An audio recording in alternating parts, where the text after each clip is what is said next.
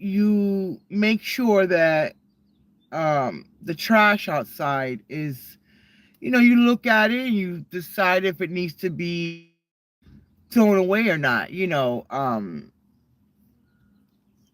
So this person that I work with,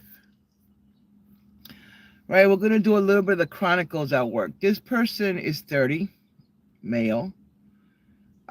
He's a good kid. He's nice and when he wants to be.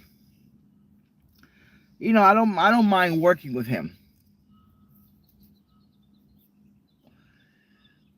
The problem with him is every chance he gets, he's on the phone.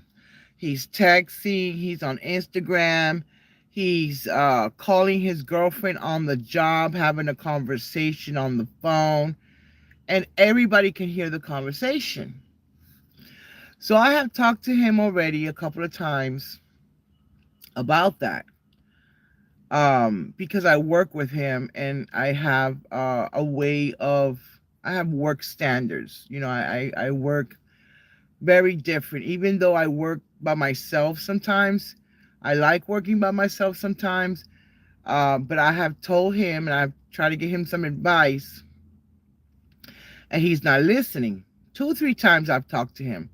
So last night I had no choice but to text boss lady and the assistant manager, because the assistant manager called me and said, "Well, I got a new phone number." I said, "Okay, cool." I said, "Well, here's my number and text me whatever just in case I need you for an emergency." Because boss lady comes in first, and then the assistant manager comes in around 7 in the morning. So she gets there at 4 in the morning to do paperwork and all that good stuff before the store opens up, right? And that's her job. And then she leaves around 1 or 2. And then she's off on the weekends.